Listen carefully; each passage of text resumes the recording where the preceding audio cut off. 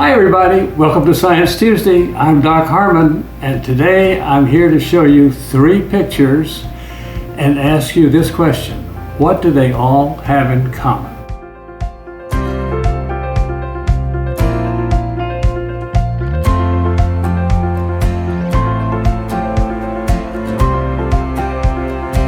If you answered wind, you got it right. They all need wind to make them move. Pinwheels are always a lot of fun. A weather vane, something that you might see on top of a house or a building or a barn, tells you the direction the wind is coming from. And turbines, of course, are used to make electricity. Today, we're going to be meteorologists, scientists that study wind and rain and predict the weather. And later, I'll show you how to make something special.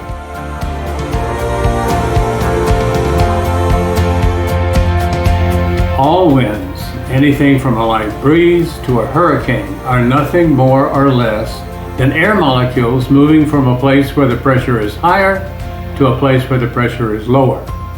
Now I'm going to show you a picture of a sunny day at the beach. Sun warms the sand, sand heats the air, the warm air rises and replaced by a cool breeze from the water. Take a look.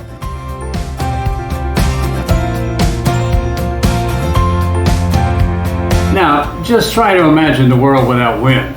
Not easy, is it? No sailboats, windmills, turbines.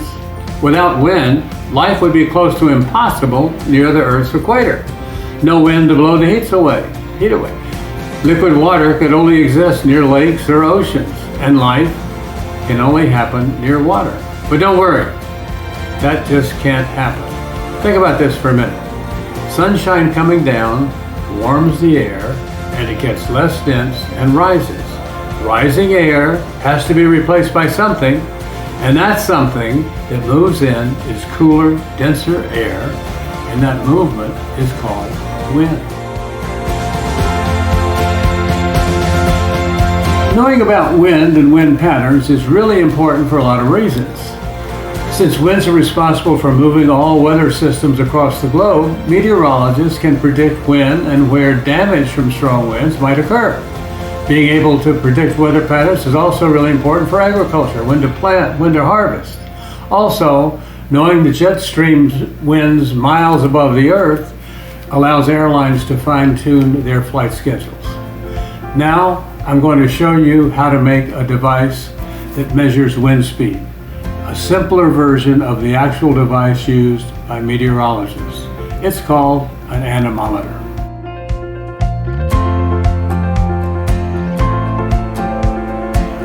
First of all, anemometer, what a weird name. Well, first of all, it has meter in it, so it probably means we're measuring something. Speedometer, barometer, thermometer, but anemometer? Turns out it's really pretty simple. Anema is a Greek word for wind, so an anemometer measures wind. That's it.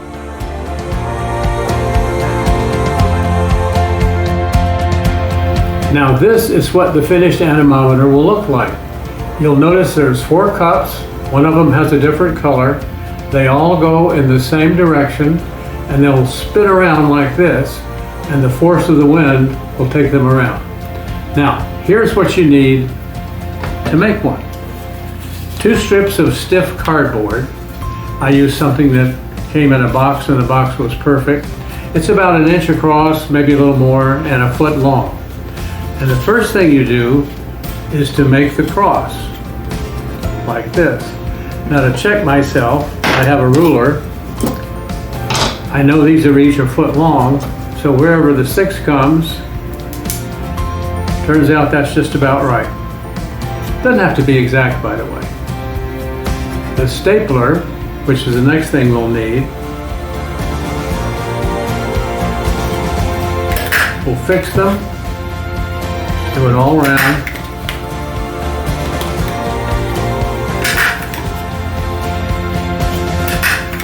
Like that. At this time, we take a push pin and make a hole in the center of the cross.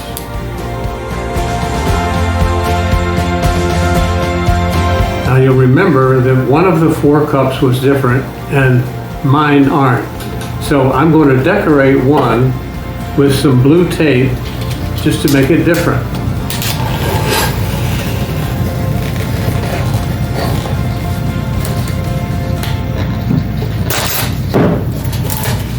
And that'll be enough so that we can see a difference. Now we staple these onto the cardboard. And the most important thing to remember is that they all go in the same direction.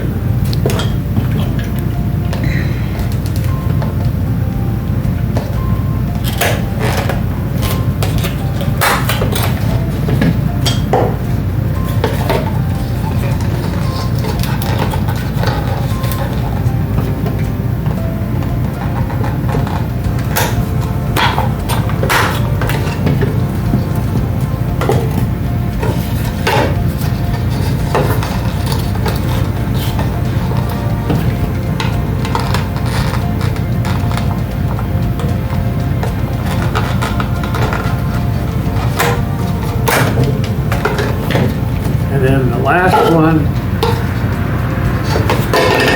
oops, didn't staple that one well enough.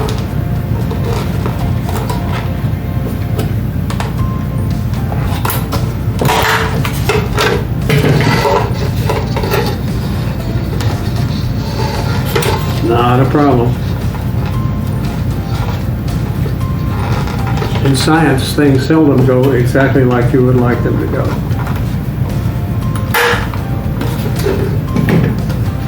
Now, we reinsert the push pin like this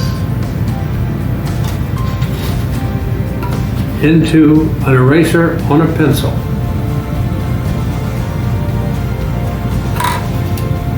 Now, we're ready to go.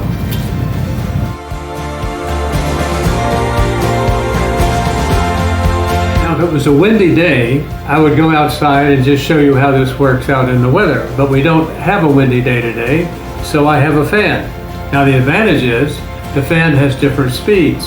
So hopefully, with our anemometer, we'll be able to see it spin faster when the wind blows faster from a higher setting.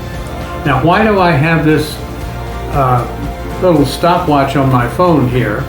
That's because we're going to let it run for 10 seconds, and I'm going to count the number of times that the blue cup goes past, and then we're going to turn the fan up, higher, and see how many times it goes around then. So let's start. Let it get started. There we go. Start. 1, 2, 3, 4, 5, 6, 7, 8. 8 seconds. Now I'm going to turn the fan up to a higher speed. 2, 3, 4, 5, 6, 7, 8, 9, 10, 11, 12, 13 actually. Now I'm going to go to a higher speed. We may blow it apart.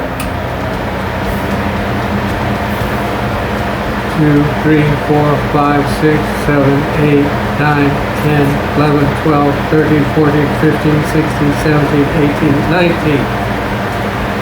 Wow. Let me turn the fan off. So you can see this is a good way to measure relative speed.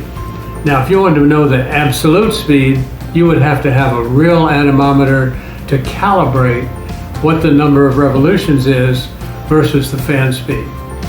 Now, obviously, sometimes we have to experiment. Like I didn't have all 4 cups the same color, so I had to put a blue label on one of them. Also, the fan. You may not have a fan that has variable speeds, but you probably have a hair blower that does have variable speeds. So you could make one of these, use your hair blower, and see what kind of experimental results you get. So anyway, I hope you have fun. I hope you make it.